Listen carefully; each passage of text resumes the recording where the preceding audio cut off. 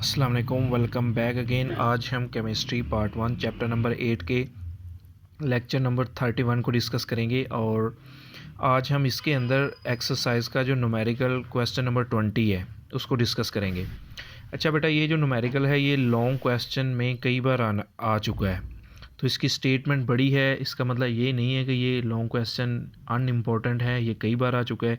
इसको ज़रा समझिएगा कि स्टेटमेंट पहले अगर समझ में आ जाएगी तो न्यूमेरिकल आधे से ज़्यादा आपको समझ आ जाता है। वो कहता है the equilibrium constant for the reaction between acetic acid. Equilibrium constant का मतलब क्या होता है बेटा? इक्विलिब्रियम कांस्टेंट का मतलब होता है के सी। वो कहता है कि किसके दरमियान में बेटा के सी? वो कहता है एसिटिक एसिड, ठीक हो गया, और इथाइल अल्कोहल, इन दोनों के दरमियान में बेटा जब रिएक्शन होता है वो कहता है कि जो इक्विलिब्रियम मतलब उसका के सी आता है उसकी कीमत कितनी है बेटा? 4 है। तो ये देखो गिवन में बेटा मैंने क्या लिख दिया, के सी इज इक्वल टू 4। ठीक हो गया। तो यहाँ से स्टेटमेंट से मुझे पता चल गया कि के सी की वैल्यू इतनी है। आगे वो कहता है a mixture of 3 moles of acetic acid. अब देखो एसिटिक एसिड के कितने मोल्स हैं? 3। इसलिए बेटा नीचे मैंने गिवन में लिख दिया मोल्स ऑफ CH3COOH। आपको वहाँ नाम लिखा है, फार्मूला आना चाहिए वरना ये न्यूमेरिकल नहीं होगा। कहता है 3 मोल्स एसिटिक एसिड के हैं। उसके बाद वो कहता है एंड 1 मोल, ठीक हो गया, कि 1 मोल किसका है बेटा? इथाइल अल्कोहल मतलब C2H5OH का। देखो नीचे मैंने गिवन में ये भी लिख दिया। अब फाइंड क्या करना है बेटा? 3 चीज़ें बल्कि 4 चीज़ें बेटा हमें मालूम करनी है। बुक पे 3 आंसर्स लिखे हुए हैं लेकिन उसने पूछे हुए 4 हैं, तो हम चारों को हाईलाइट करेंगे। नंबर 1 वो कहता है calculate amount of ethyl acetate. अब इथाइल एसीटेट क्या है बेटा? इथाइल एसीटेट बेटा ये क्वेश्चन नीचे मैंने लिखी है। अब देखो इसके अंदर क्वेश्चन नहीं गिवन है। ये चीज़ होती है बेटा इथाइल एसीटेट, ठीक हो गया। वो कहता है इस इथाइल एसीटेट की अमाउंट मालूम करनी है। अमाउंट का मतलब बेटा मोल्स के अंदर भी निकालनी है। देखो एक चीज़ होगी कि नंबर ऑफ मोल्स, सीधे अल्फाज में इथाइल एसीटेट के हमने मोल्स मालूम करने हैं। नंबर 2 वो कहता है ग्राम्स। अब ग्राम्स बोलते हैं मैस को, ठीक हो गया। तो इसलिए बेटा मैंने यहाँ पे ये देखो लिखा है, मैंने मोल्स ऑफ CH3COOC2H5 लिखा है, मतलब उसके मोल्स भी निकालने हैं और उसके मैस मतलब ग्राम्स जब पूछा गया तो उसका मतलब मैस निकालना है।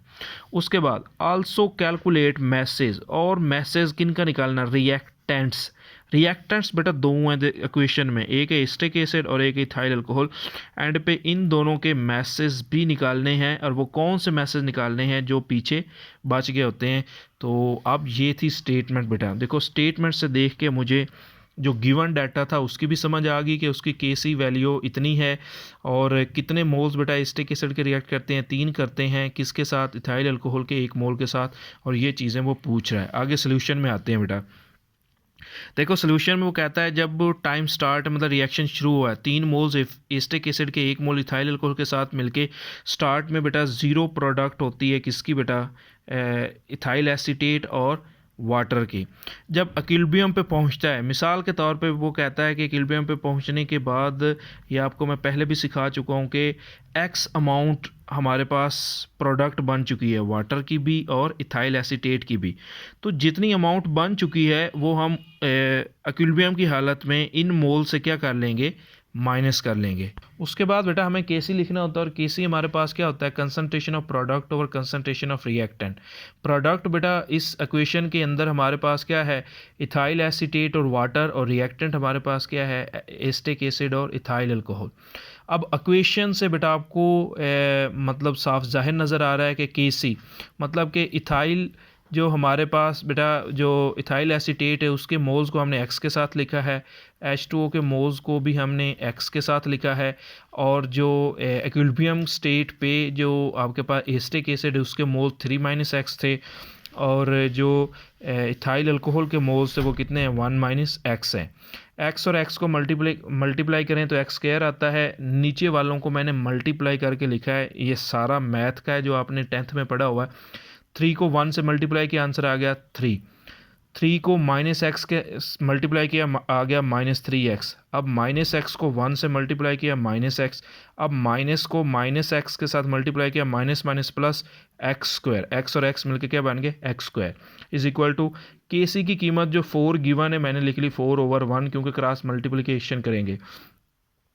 इधर बेटा एक्स स्क्वायर को 1 के साथ किया, एक्स स्क्वायर आ गया, 4 को इधर बेटा बाहर मैंने लिख दिया।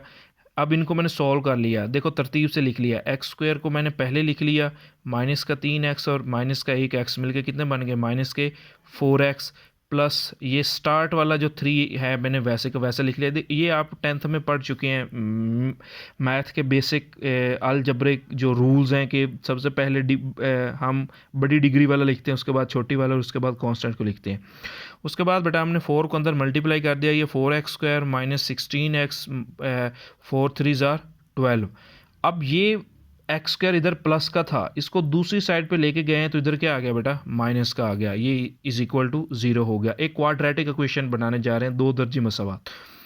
अब 4 में से एक को निकालें, ये 4x² है, ये 1x² है, पीछे कितने बच गए 3x², बाकी माइनस 16x प्लस 12 वैसे का वैसे लिख लिया।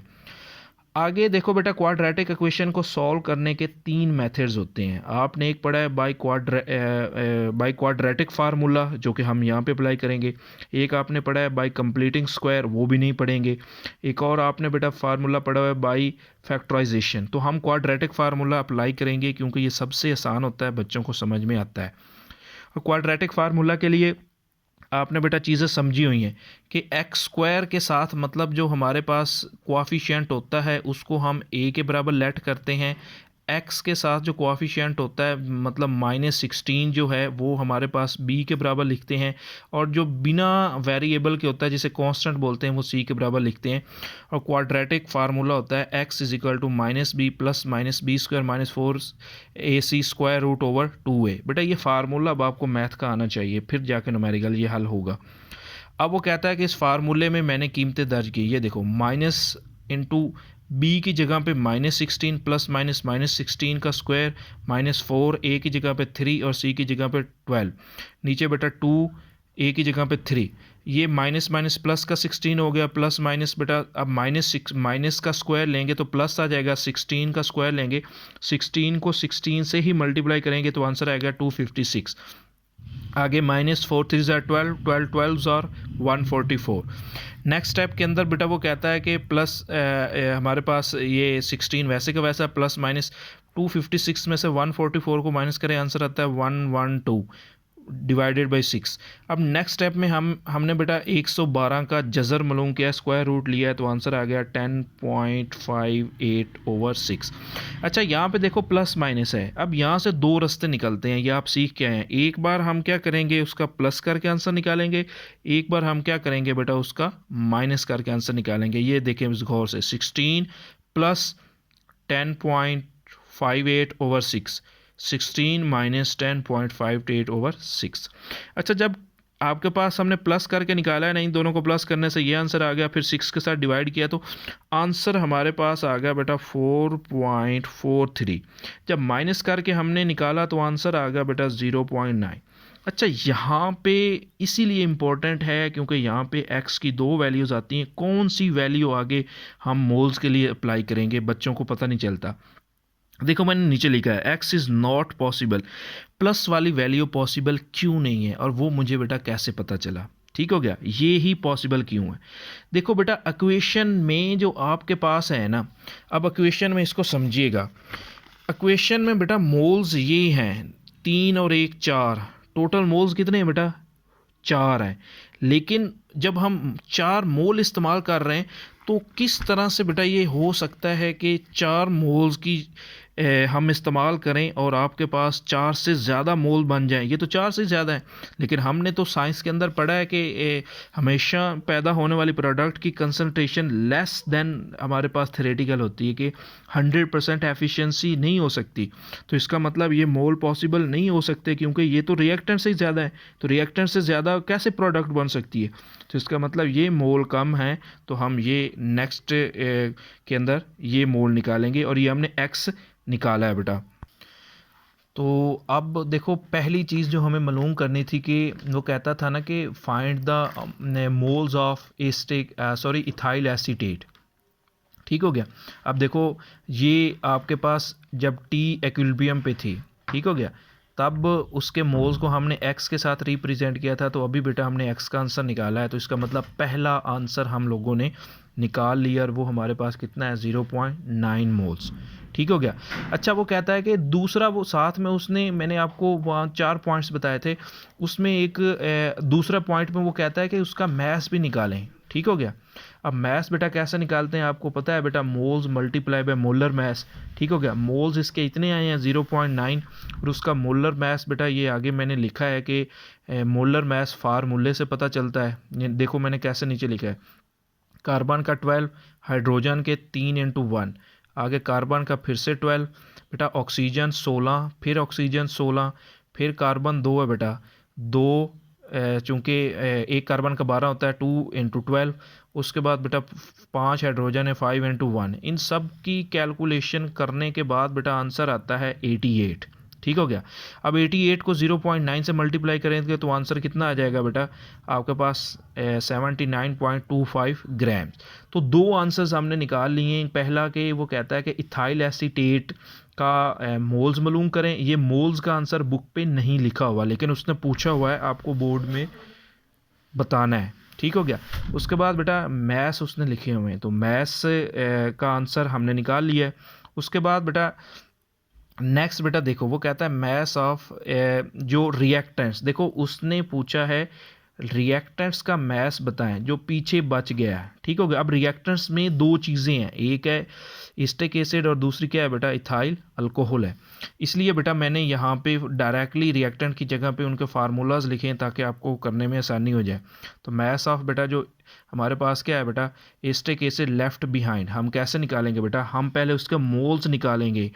Moles of acetic acid left behind, तो वो कैसे निकलेंगे 3 - x। ठीक हो गया, क्योंकि x जो है वो तो प्रोडक्ट में कन्वर्ट हो गया, तो हमने 3 में से 0.9 को माइनस कर लिया, बच गए 2.0। अब ये इसके मोल्स पीछे बच गए हैं।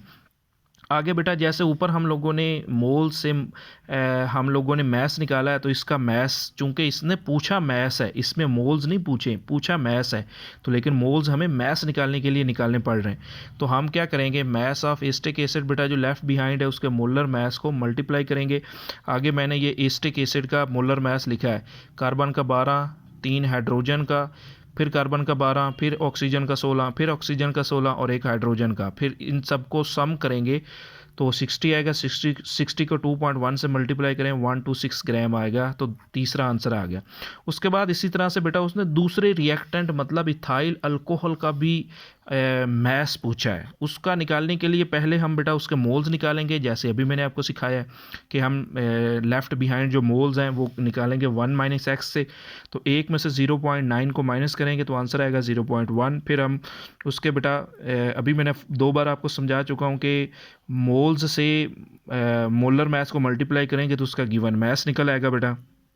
तो वो कहता है कि ये इथाइल अल्कोहल का 46 कैसे आता है बेटा, कार्बन का 12 है, ये दो हैं, 2 × 12 प्लस 5 × 1 हाइड्रोजन का प्लस ऑक्सीजन का 16 प्लस हाइड्रोजन का 1, इन सब को सम अप करेंगे तो आंसर हमारे पास आएगा 46। 46 को 0.1 से करेंगे 4.6। तो ये एक बेटा लॉन्ग क्वेश्चन था, पेपर के अंदर ये कई बार आ चुका है, इसको आपने समझने की कोशिश करनी है। अगर समझ ना आए तो आप कॉमेंट बॉक्स में कुछ भी पूछ सकते हैं। Thank you.